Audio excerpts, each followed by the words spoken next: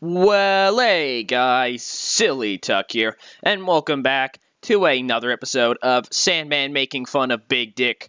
This is Holiday Holiday Hell, if you want to say it as such. I guess I don't know where my mind is right now. But yeah, this is our big end of year show. Well, it's not that big. It's just a normal end of the year show. It's actually just a TV special. It's just our TV show. But yeah, we are of course in the Hammerstein Ballroom, and yeah, let's just get right into it. Oh, I also fixed the banner, by the way. So Joey Styles cuts a promo, not backstage. It's in the ring. And he basically welcomes us to Holiday Hell. And he says that tonight, Shane Douglas is going to take on the Sandman in a non-title match. The Gangsta Naders are going to get their hands on the FBI in a ECW Tag Team Championship matchup. And Rob Van Dam will be leaving the company and will be signing his WCW contract. We immediately move to the WF Invaders, my favorite fucking group, and they basically talk about how tonight they're in the ring. LaFawn and Furnace, which are these two, of course, you can see that.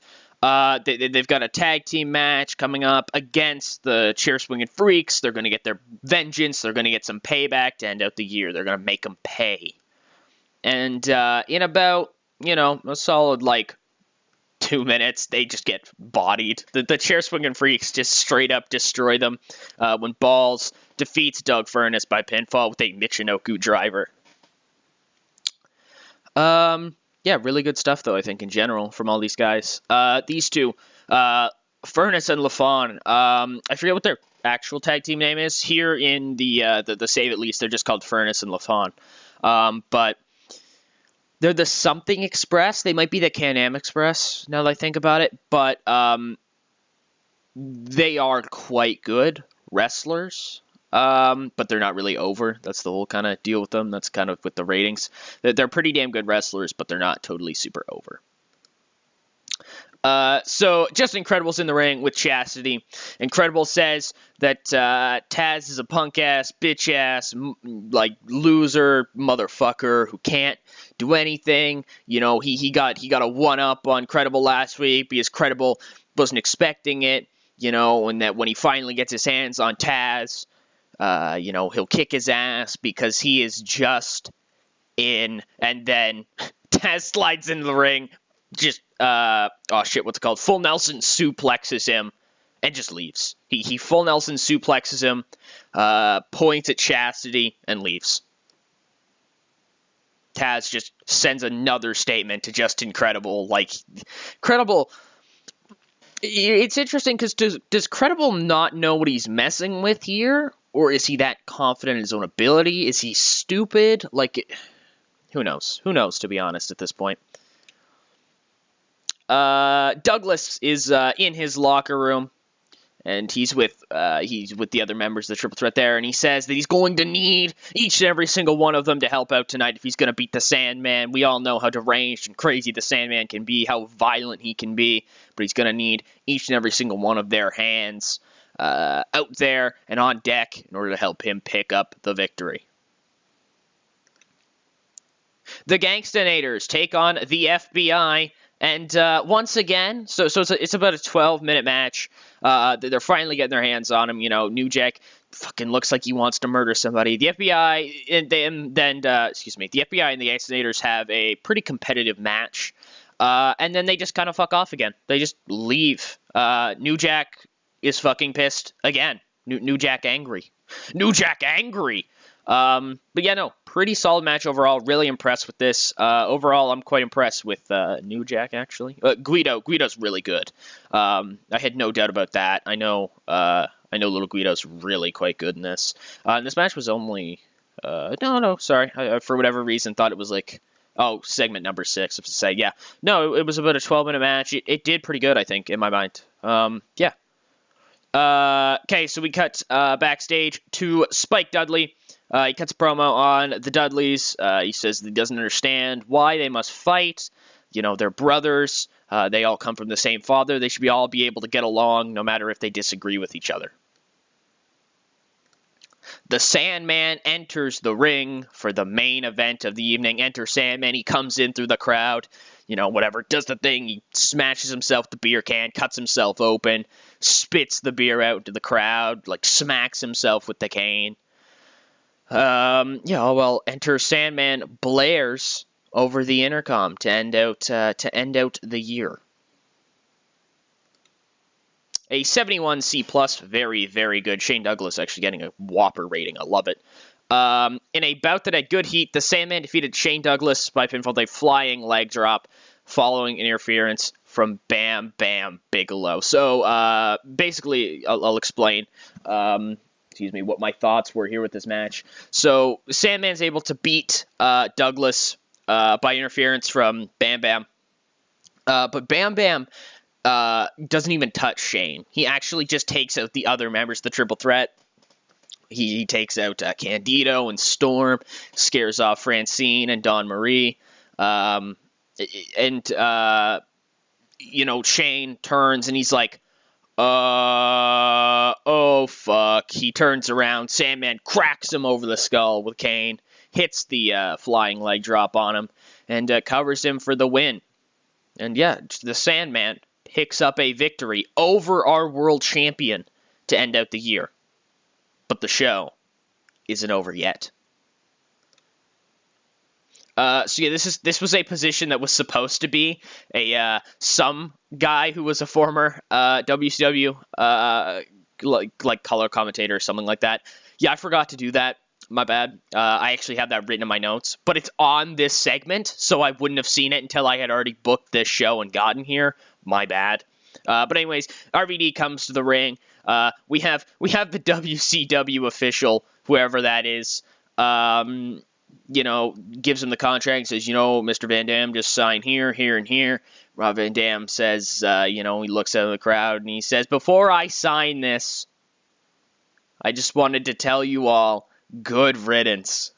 Whatever. He goes to sign it. But he stops again. He grabs the mic and once again says that he's glad he's never going to have to wrestle in front of these scumbag losers again. He's never going to have to work in this hellhole. And most of all, he's going to get out of the rat's den that is New York. And RVD goes to sign the contract. Whatever, takes out the pen or whatever, make sure it's working, write a little bit on the table next to it, and then goes to sign it, and then Man in the Box hits. And RVD goes from the smug, confident guy he is to like a scared child. That's what he looks like. As the heart and soul of ECW has arrived. Tommy Dreamer, who we haven't seen since November to Remember, comes down to the ring with Beulah McGillicuddy. And he comes down there. He just tosses the WCW referee John Finnegan. God damn it. I wish he didn't have such a goddamn goofy smile, too. Son of a bitch. He rushes the ring. He tosses Finnegan over the top rope. And then just turns and looks at RVD.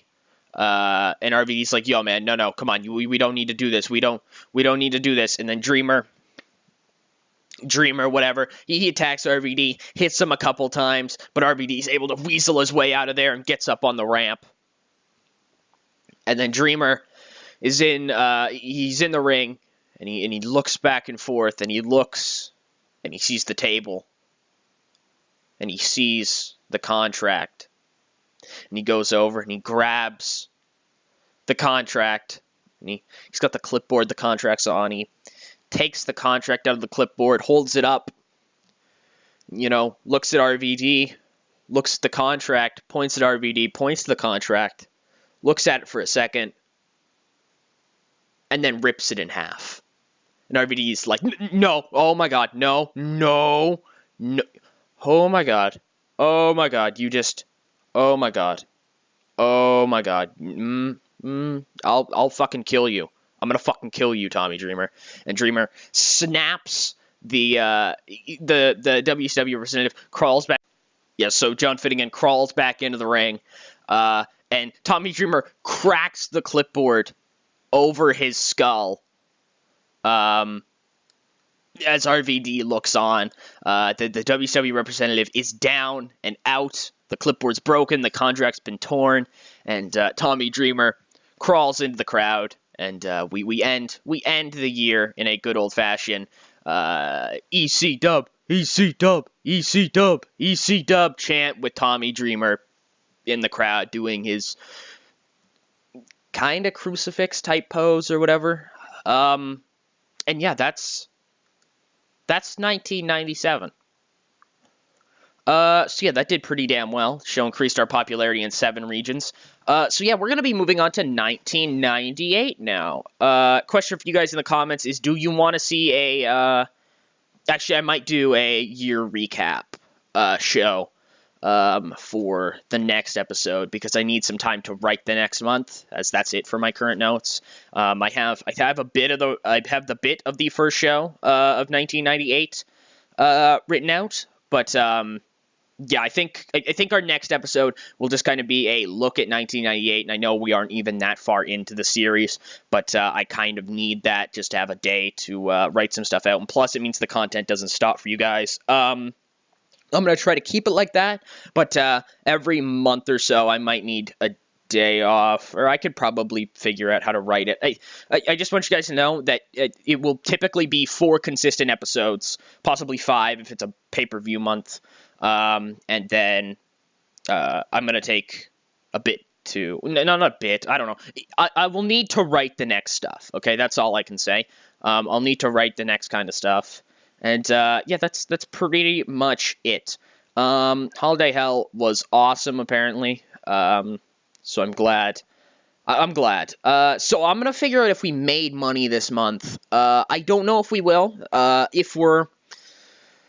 You can see how much we spent on production, but that was a lot of us, switching up the production stuff. So I think if we're about maybe around 10K, if we lost around 10K this month, we'll probably break even next month, I'd imagine, or maybe just do a little bit above or just a little bit below. I'm not totally sure, but yeah, we're gonna figure out what we can do. As you can see, of course, I did make the TV show just Holiday Hell. Also, I hope you guys liked the thumbnail. I put that together and I thought it was pretty funny looking, but whatever. Yeah, thank you guys so much for watching. I hope you guys enjoyed. Yeah. I hope you guys are excited going forward. I'm excited going forward. But if you guys, do I wanna say that yet?